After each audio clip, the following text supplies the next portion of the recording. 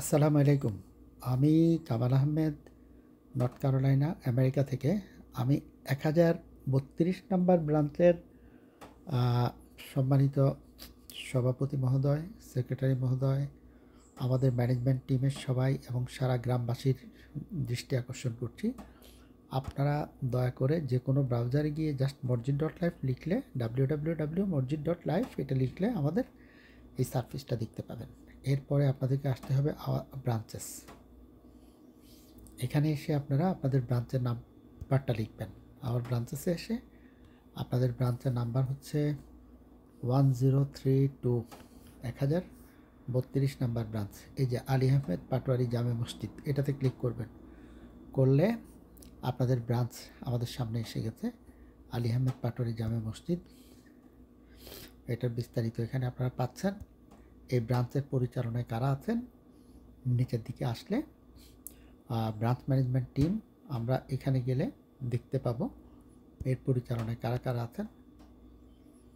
আমরা দেখতে পাচ্ছি এখানে আছেন এই যে সাদাত সাহেব, ইনি টিম লিডার আছেন।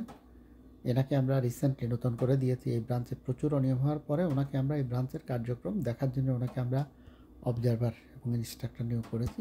উনি আরেকটা ব্রাঞ্চের টিম লিডার। এরপরে এখানে আছেন যে এই মাইনুদ্দিন, ইনি হচ্ছেন আপনাদের ক্যাশিয়ার, যার হাতে টাকা পয়সাগুলো থাকে। এরকমভাবে আপনাদের এই যে ইনি দুলাল সাহেব, শফিউল্লাহ, এমডি ইসমাইল, তারপরে হচ্ছে এমডি হারুন, তারপরে আছেন এমডি দিদার। আপনারা এখানে ম্যানেজমেন্ট টিমে আছেন। এখানে ওস্তাদ দিদারুল আলম সাহেব, ইনি ব্রাঞ্চের উপদেষ্টা ছিলেন। এরপরে আমাদের এখানে আমরা দেখতে পাচ্ছি মসজিদ কমিটির সভাপতি সাহেব নূর আলম সাহেব, তারপরে হলো মাহফুজ সাহেব সেক্রেটারি। এরপরে আছেন ট্রেজারার সাহেব, ওনাদের সবার এখানে ফোন নাম্বার দেওয়া আছে। আচ্ছা, এখন আমরা যে বিষয়টা নিয়ে আপনাদেরকে দেখাতে চাই সেটা হচ্ছে, দেখেন এই ব্রাঞ্চটাতে এই পর্যন্ত ঋণ বিতরণ করেছে। এই লোন ইস্যু 5 নম্বরে দেখেন লোন ইস্যু করেছে 4,04,200 টাকা। আর 6 নম্বরে লোন রিকভার 3,88,428 টাকা। লোন ডিউ আছে মানুষের কাছে 15,722। আপনাদের ফান্ড হচ্ছে 50,000 আমরা যেটা দিয়েছি। এখন এই লোন ডিউ বলা হচ্ছে 15,722 টাকা, মানে মানুষের কাছে পাওনা আছে। আর এই আনডিস্ট্রিবিউটেড ফান্ড, এই যে ক্যাশ টাকা হাতে রেখে দিয়েছে 34,000। এই 8 নম্বরে দেখেন আনডিস্ট্রিবিউটেড ফান্ড 34,078 টাকা। তার মধ্যে 500 আছে ব্যাংকে, আর বাকি 33,578 টাকা। এই টাকাটা দীর্ঘদিন ধরে ঋণ বিতরণ করা হচ্ছে না। আপনাদের সবার কাছে অনুরোধ, এটা কার কাছে আছে, কেন ব্যাংকে না জমা দিয়ে মানুষকে ঋণ না দিয়ে হাতে রেখে দিয়েছে, এই বিষয়টা আপনারা গ্রামবাসী সবাই মিলে ফয়সালা করবেন। এখন আসেন, এখানে দেখাচ্ছে ওভারডিউ লোন। এই যে এটা দেখেন 12 নম্বরে বলা হচ্ছে ওভারডিউ লোন। ওভারডিউ লোন হচ্ছে যে টাকাটা আজকে পরিশোধ করার কথা করে নেই, সেটাকে আমরা 13,722 টাকা, এটা ওভারডিউ বলা হচ্ছে। ওভারডিউ কাদের, সেটা হচ্ছে আমরা এই যে ওভারডিউ লোন লিস্ট, এখানে ক্লিক করলে আপনারা দেখতে পারবেন। আমরা এখন ওভারডিউ লোন লিস্টে ক্লিক করব। ওভারডিউ লোন লিস্টে ক্লিক করলে আমরা দেখতে পাচ্ছি ইনি এমডি মনির। এমডি মনিরের কাছে আমরা দেখতে পাচ্ছি উনি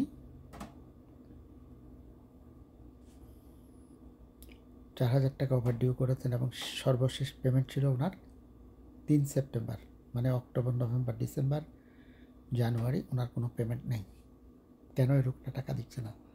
তারপরে আসেন রাশেদ। এই রাশেদ, ইনি 25,000 টাকা এই পর্যন্ত ওনাকে ঋণ দিয়েছে, এই পর্যন্ত 25,000। তার মধ্যে এই এখন 5,280 টাকা ওনার কাছে আমরা পাওনা আছি ব্যালেন্স, সেটা পুরোটাই ওভারডিউ হয়ে গেছে। লাস্ট টাকা দিয়েছেন উনি সেপ্টেম্বরের 3 তারিখ।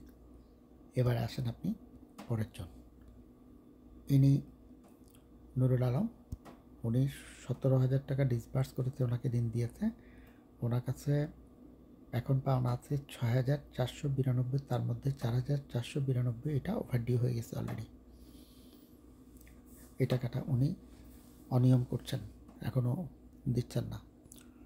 এই যে 3 জন মানুষ, ইনি 25,000 নিলেন, রাশেদ ইনি 17,000 নিলেন, ইনি তো 49,000 টাকা এই পর্যন্ত ঋণ নিয়েছেন এখান থেকে। 49,000 এই মানুষটা 49,000 টাকা বিনা পয়সায় ঋণ পাওয়ার পরে উনি বাকি টাকাটা দিচ্ছেন না। এই যে এটা ওভারডিউ করে রাখছেন। ওনার সাথে একটু কথা বলবেন দয়া করে, কেন উনি দিচ্ছেন না, আর যদি উনি দিয়ে থাকেন তাহলে কেন সেটা পোস্টিং দেয়নি। এবারে আমরা এখানে মূল যে বিষয়টা আমি আপনাদের দেখাতে চাই সেটা হচ্ছে আমাদের এই যে এই টাকাটা, এটা তো এই গ্রামের প্রত্যেকটা মানুষের হক। এখানে যত প্রান্তিক দরিদ্র লেভেলের লোকজন আছেন তাদের হক, তারা এই টাকাটা সুদমুক্ত ঋণ হিসাবে নেবে, দিবে, আবার আরেকজন নেবে, দিবে, আরেকজন নেবে, এভাবে চলবে। এই যে টাকাগুলো ঋণ বিতরণ না করে কোনো একজন এই ক্যাশটা ধরে রাখছেন দীর্ঘদিন ধরে, কেন, কি কারণ, এই বিষয়টা দয়া করে আপনারা জানবেন। এখন কতদিন ঋণ দেওয়া হচ্ছে না আমি আপনাদেরকে দেখাই। আর একটা হচ্ছে এ পর্যন্ত কারা কারা ঋণ পেয়েছেন, আপনারা এই বরোয়ার্স লিস্ট এখানে গেলে সব দেখতে পাবেন এ পর্যন্ত কারা কারা পেয়েছে, কত টাকা ঋণ পেয়েছে। আমরা এখন বরোয়ার্সে যাই, এই বরোয়ার্স লিস্টে ক্লিক দিলে আপনারা দেখতে পাবেন যে আপনাদের গ্রাম থেকে এই পর্যন্ত কে কে, এই যে এই মানুষগুলো ঋণ নিয়েছেন। আমরা দেখতে পাচ্ছি নুরুল আলম, এই উপর থেকে দেখেন ইনি নিয়েছেন 17,000, ইনি 19,000, ইনি 14,000, 27,000, এভাবে করে এই গ্রামের থেকে যতজন ঋণ পেয়েছে সবার লিস্ট এখানে দেওয়া আছে, যারা যারা নিয়েছেন। আচ্ছা, এখন আমরা দেখব যে কতদিন ধরে এটা বন্ধ আছে। এই জাস্ট এই রিপোর্টটাতে যাবেন, এই রিপোর্টটাতে ক্লিক করলে আপনারা এখন দেখতে পাবেন এখানে আপনাদের সামনে আসলো এখন এই যে ব্যাঙ্ক স্টেটমেন্ট, ক্যাশ স্টেটমেন্ট। এই যে ব্যাঙ্ক স্টেটমেন্ট, তার নিচে আছে ক্যাশ স্টেটমেন্ট। আমরা এখন ক্যাশের মধ্যে যাব। ক্যাশ স্টেটমেন্টে আমরা ক্লিক করব, করলে আমরা এই ক্যাশ স্টেটমেন্ট ক্লিক করলে দেখতে পাচ্ছি ক্যাশের অবস্থাটা কি। দেখেন এখানে দুইটা কলাম দেখবেন, এই রিসিপ্ট এবং এটা হলো পেমেন্ট। এই পেমেন্টের মধ্যে দেখেন এটা এই 16 তারিখ উনি দুইটা লেনদেন দেখিয়েছে, একই দিনে ব্যাংকে 3,500 টাকা জমা, 3,500 টাকা উত্তোলন, এটা ফলস লেনদেন। আচ্ছা, তারপরে আসছি আমরা, এখানে আসেন সর্বশেষ 23 মে তারিখে, 23 মে এই তারিখে এসে এমডি মনির ওনাকে 10,000 টাকা ঋণ দিয়েছে। এই 23 মের পরে আর কোনো ঋণ দেওয়া হয়নি। টাকা কিন্তু দেখেন উপরের দিকে ঠিকই কালেকশন করেছে, কন্টিনিউয়াসলি টাকা কালেকশন করেছে। 23 মের উপরে দেখেন 4 জুন এরকম এই টাকাগুলো যা কালেকশন করেছে, একটা টাকাও আর কাউকে ঋণ দেয় নেই, ব্যাংকেও জমা দেয় নেই। এবারে আসেন ব্যাংক স্টেটমেন্টে চলেন। এই যে উপরে আছে সবার উপর ব্যাংক স্টেটমেন্ট, আমরা এখন ব্যাংক স্টেটমেন্টে ঢুকবো। এখানে ক্লিক করলে ঢুকে যাবেন। ব্যাংক স্টেটমেন্টে ঢুকে আমরা এখন কি দেখতে পাচ্ছি দেখেন, ওই যে আমরা দেখালাম ওই সময় 16 তারিখ একবার দেখাচ্ছে ডিপোজিট, আবার দেখাচ্ছে উইথড্র একই দিনে। তার মানে এটা ফলস লেনদেন, একই দিনে দেখাচ্ছে টাকা ঢুকিয়েছে আবার তুলে ফেলেছে। যাই হোক, এবারে আসেন এখানে এই সেপ্টেম্বরের 22 তারিখে ব্যাংক থেকে একটা ঋণ দিয়েছে, দেখাচ্ছে 8,000 টাকার।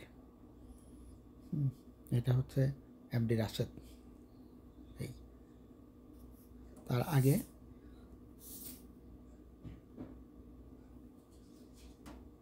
সেপ্টেম্বরের 3 তারিখে কয়েকজনকে দেখাচ্ছে এখান থেকে দিয়েছে, এই কয়েকজনকে সেপ্টেম্বরের 1, 3 এই তারিখগুলোতে দিয়েছে দেখাচ্ছে।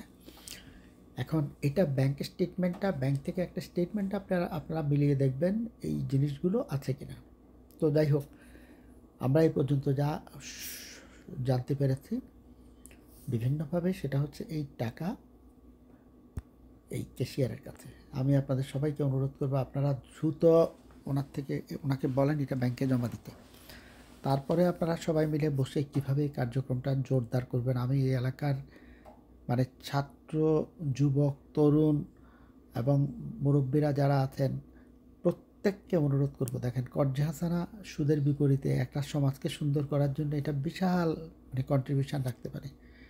আপনার এলাকায় দারিদ্রতা থাকবে না, বেকারত্ব থাকবে না, এই সুদ থেকে মানুষকে মুক্ত করতে পারলে। এটা একটা মসজিদ ভিত্তিক কার্যক্রম, মসজিদ থেকে যেটা চলে সেই টাকা যদি কোনো ব্যক্তি এটা এককভাবে ভক্ষণ করে সমাজের মানুষকে না দিয়ে অবশ্যই সেই সমাজের প্রত্যেকটা মানুষ শুক্রবারে তাকে মসজিদে জিজ্ঞাসাবাদ করা উচিত। কেন এই টাকা এতদিন পর্যন্ত মানুষকে ঋণ দেওয়া হয় না এলাকার, কেন এই টাকা উনি এককভাবে ধরে রেখেছেন।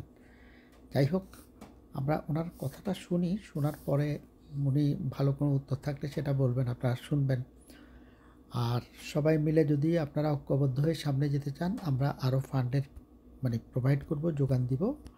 আশা করি আপনাদের এলাকায় ব্যাপকভাবে মানুষের কল্যাণ করতে পারবেন। আমি আপনাদেরকে আরেকটা ব্রাঞ্চের আমাদের কার্যক্রম দেখাই, দেখেন কি হয় এক একটা ব্রাঞ্চের কাজের কারণে কোথায় চলে যাচ্ছে। এখানে দেখেন এই ব্রাঞ্চটা ঋণ বিতরণের পরিমাণ এই যে 25,34,000 ঋণ দিয়েছে 144 জনকে। আপনারাও দিতে পারবেন ইনশাল্লাহ। তো কথা হচ্ছে, এর জন্যে আমাদেরকে সবাইকে ঐক্যবদ্ধ করতে হবে, কোনো অনিয়ম কেউ করতে পারবে না, এই বিষয়গুলো নিশ্চিত করতে হবে। সবাই ভালো থাকবেন। আসসালামু আলাইকুম।